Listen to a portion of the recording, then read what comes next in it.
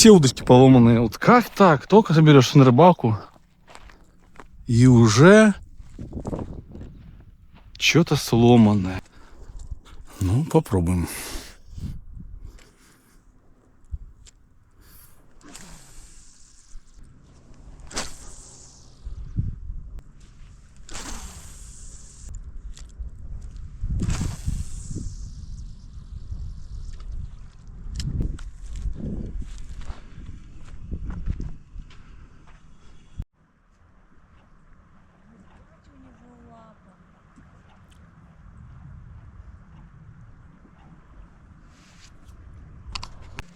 Да, рыбачит.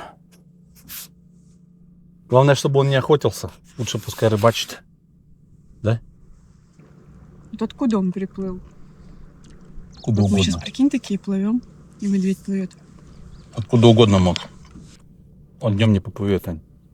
Он делает это ночью. Когда тишина становится, он Это вообще прикол. просто это очень рядом. Угу. Прям вообще рядом. Сыкотно-то как? Немножко, да.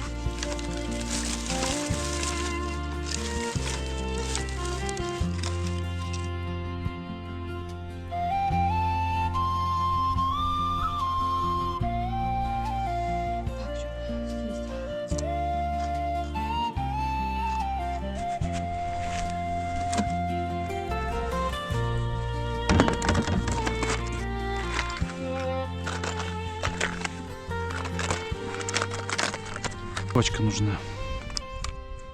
Слышь? Вот так вот. Все, друг дорогой. Ну-ка.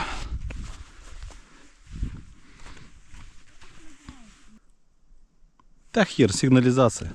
Давай проверим.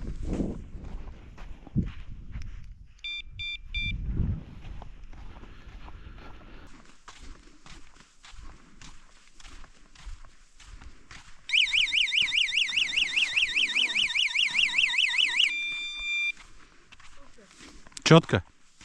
С двух сторон бьет. Да, ну она бьет хорошо, видишь, хороший радиус у нее. Единственное, вот ее надо на веревку повесить, потому что поднимется ветер по-любому ночью. И ее с этого это. Сейчас я поставлю второй. Осталось еще только пальцы себе разрезать.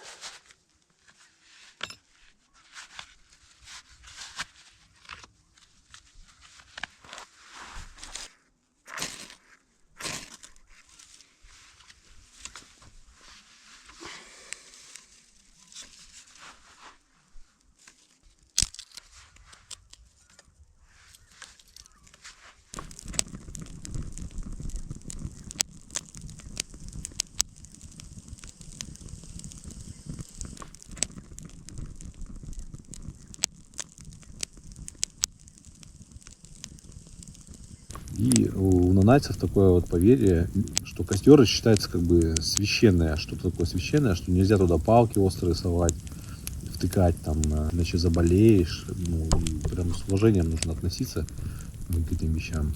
Слышал я такое, что у эвенков они всегда, когда жгут костер, там с ночевкой пришли, ставят таган для котелка.